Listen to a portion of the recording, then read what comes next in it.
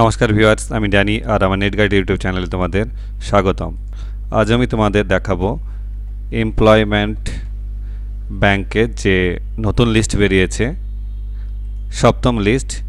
সেই লিস্টে তোমরা তোমাদের নাম কিভাবে, এটা এমপ্লয়মেন্ট ব্যাংকের অফিসিয়াল ওয়েবসাইট। এখানে আসলেই প্রথমে তোমরা দেখতে পাবে যুবশ্রী, অর্থাৎ রাজ্য সরকারের যে প্রকল্পের মাধ্যমে বেকার যুবক যুবতীদের মাসে ১,৫০০ টাকা করে ভাতা দেওয়া হয়। সেই প্রকল্পটা হচ্ছে যুবশ্রী প্রকল্প। এই প্রকল্পে যারা নাম রেজিস্টার করেছিল এমপ্লয়মেন্ট ব্যাংকে ২০১২ সালের শেষের দিক থেকে যেটা শুরু হয়েছিল, সেটা প্রত্যেক বছরই নতুন একটা লিস্ট দেয়। এবারও একটা নতুন লিস্ট দিয়েছে, এই যে ভিউ যুবশ্রী নিউ লিস্ট। এখানে ক্লিক করলেই তোমরা তোমাদের যুবশ্রীর লিস্ট দেখতে পাবে। এবার নিচে দেখো একটা নোটিশ আছে হোম পেজে। এখানে লেখা আছে, এত দ্বারা জানানো যাচ্ছে যে যুবশ্রী প্রকল্পের নতুন প্রতীক্ষা তালিকা অর্থাৎ নিউ ওয়েটিং লিস্ট প্রস্তুত করা হয়েছে। উক্ত তালিকায় এমপ্লয়মেন্ট ব্যাংক ওয়েবসাইটে দেয়া আছে। এই যে লিস্টটা, ওই লিস্টটা এখানে ওয়েবসাইটে দেয়া আছে। এবার এই লিস্টে যাদের নাম আছে তাদের ২২/৪/২০২৫ থেকে ২১/৫/২০২৫-এর মধ্যে। এবার যাদের এই লিস্টে নাম আছে তাদেরকে কি করতে হবে, এই ওয়েবসাইটে গিয়ে অ্যানেক্সার 1 এই ফর্মটা ফিল আপ করতে হবে। তার সঙ্গে একটা অ্যানেক্সার 2 বলে একটা ফর্ম থাকে, সেটাও ফিল আপ করতে হবে। এই অ্যানেক্সার 2 ফর্মটা হচ্ছে তুমি যে কোনো চাকরি বা কোনো কাজ করো না, সেইটার সার্টিফাইড কপি গ্যাজেটেড অফিসারের কাছ থেকে সাইন করে নিয়ে যেতে হবে। আমি তোমাদের ফর্মগুলো দেখিয়ে দিচ্ছি। আর তার সাথে যে ডকুমেন্টগুলো লাগবে সেটা হচ্ছে Aadhaar card, voter card, ration card, এইগুলো জেরক্স ওর সঙ্গে লাগবে। এই অ্যানেক্সার 1 সাবমিট কিন্তু ২১/৫/২০২৫-এর মধ্যে করতে হবে। আর এই জেরক্সগুলো নিয়ে তোমাদেরকে ২/৬/২০২৫ থেকে ১১/৬/২০২৫-এর মধ্যে নিজের নিজের এক্সচেঞ্জে গিয়ে জমা দিতে হবে। এবার তোমাদের আমি দেখাচ্ছি লিস্টটা। এখানে যে view Yuvashree new waiting list বলে অপশান আছে, এখানে ক্লিক করো। এখানে যে লিস্টটা তোমরা দেখতে পাবে সেটা অ্যালফা নিউমেরিক সাজানো আছে, অর্থাৎ এ দিয়ে যাদের নাম আছে তাদের নাম আগে আছে, বি দিয়ে তারপরে যাদের নাম আছে এরকমভাবে নাম আছে, পাশে তার এনরোলমেন্ট নাম্বার, তারপরে কোন ডিস্ট্রিক্টের আন্ডারে আছে, তারপরে সাব ডিভিশন। এখানে কিন্তু ব্লক ওয়াইজ কোনো লিস্ট দেয়া থাকে না, এখানে সাব ডিভিশন ওয়াইজ লিস্ট দেয়া থাকে। এবার তোমাদের প্রশ্ন হতে পারে যে আমার নাম আছে কিন্তু ওই এমপ্লয়মেন্ট আইডিটা তো আমার জানা নেই, এটা আমার কিনা বুঝবো কী করে? সেক্ষেত্রে বোঝার কিন্তু কোনো নিয়ম নেই। সেক্ষেত্রে তোমাকে কিন্তু এক্সচেঞ্জে গিয়ে ডিটেলস সেটা জানতে হবে যে এই ব্যক্তি তুমি কিনা। এবার যদি দেখো যে এই লিস্টে তোমাদের নাম আছে এবং এমপ্লয়মেন্ট আইডিটা তোমার এবং যে সাব ডিভিশন আন্ডারে আছে সেটাও তোমারই মনে হচ্ছে, সেক্ষেত্রে তোমাকে প্রথম কাজ যেটা করতে হবে, তোমার এই যে আইডিটা আছে সেই আইডিটার সঙ্গে ২০১৩ সালে যখন জমা দিয়েছিলে তখন একটা পাসওয়ার্ড জেনারেট হয়েছিল এবং তখন তুমি যে মোবাইল নাম্বার দিয়ে রেজিস্টার করেছিলে সেই মোবাইল নাম্বারটা কিন্তু লাগবে।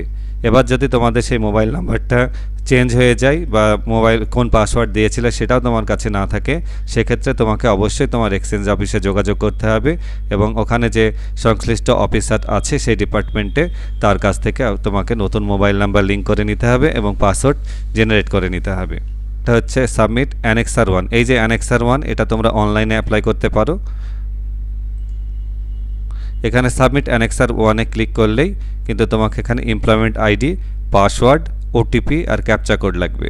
এবার এমপ্লয়মেন্ট আইডিটা যদি তোমার কাছে থাকে, পাসওয়ার্ড বা ওটিপি অর্থাৎ তোমার যে মোবাইল দিয়ে রেজিস্টার করেছিলে সেই মোবাইলটা যদি তোমার না থাকে, সেক্ষেত্রে তোমাকে কিন্তু সংশ্লিষ্ট অফিসারের কাছ থেকেই তোমাকে এটা আগে লিঙ্ক করে আসতে হবে, তবেই তুমি এই সাবমিট অ্যানেক্সার 1টা সাবমিট করতে পারবে।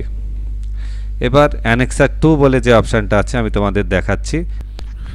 এটা হচ্ছে অ্যানেক্সার 2 সার্টিফিকেট অফ আনএমপ্লয়মেন্ট, অর্থাৎ তুমি যে কোনো কাজ বা চাকরি করো না সেটা এটা গ্রুপ এ লেভেল অফিসারের কাছ থেকে সার্টিফাই করতে হবে। এবার এখানে দেখো লেখা আছে সার্টিফাইড দ্যাট, এখানে তোমার নাম হবে, তোমার সন অফ, ডটার অফ যেটা এখানে প্রযোজ্য, এখানে বাবার নাম হবে, রেসিডেন্ট তোমার অ্যাড্রেস, ভিলেজ দেবে, এখানে পোস্ট, পিএস, পিনকোড, ডিস্ট্রিক্ট সব দিয়ে দেবে, তারপরে ডেট দেবে।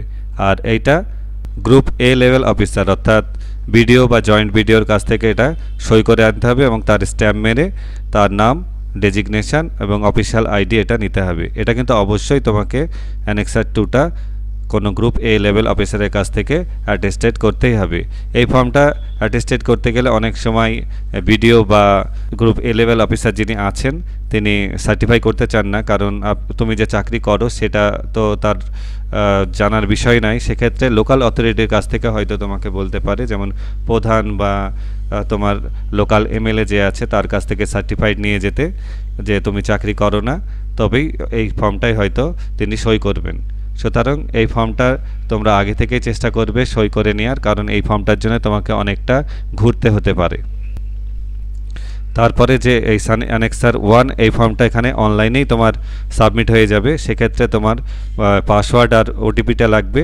আর তোমার যদি এই যে পাসওয়ার্ডটা আর মোবাইল নাম্বার যদি না থেকে থাকে তাহলে অবশ্যই তোমাকে তোমার নিকটবর্তী যে এক্সচেঞ্জ আছে, যে সাব ডিভিশন আন্ডারে তুমি পড়ছো, সেখান থেকে তোমার আইডিতে মোবাইল নাম্বারটা লিঙ্ক করে নিতে হবে। মোবাইল নাম্বার যদি লিঙ্ক করে নাও তাহলে তুমি এই যে ফরগেট পাসওয়ার্ড অপশান আছে, এখান থেকে তুমি নতুন পাসওয়ার্ড জেনারেট করে নিতে পারবে। তাহলে বন্ধুরা দেখলে তোমাদের যে ওয়েটিং লিস্ট নতুন দিয়েছে সেখানে যদি তোমাদের নাম থাকে পরবর্তীতে তোমাদের কি করতে হতে পারে। আর তোমাদের যদি কিছু বুঝতে অসুবিধা হয় আমাকে কমেন্টে লিখবে, আমি চেষ্টা করব তোমাদের হেল্প করার। এর জন্য আরও একটা জিনিস বলি, এর জন্য অনেক দালাল দেখছি তোমার কিছু টাকা পয়সা চাইছে, যে বলছে আমরা সব করে দেব। কোনো কিছুর দরকার নেই, তোমরা এটা নিজে থেকেই করে নিতে পারবে। কিন্তু তোমাদের যেটা করতে হবে সেটা হচ্ছে মোবাইল নাম্বারটা অবশ্যই তোমার এক্সচেঞ্জ আইডির সঙ্গে লিঙ্ক থাকতে হবে। আর মোবাইল নাম্বারটা লিঙ্ক যদি থাকে তাহলে তোমাদের বাকি প্রসেসটা নিজেরাই অনলাইন থেকে করে নিতে পারবে। ভিডিওটি দেখার জন্য তোমাদের অসংখ্য ধন্যবাদ।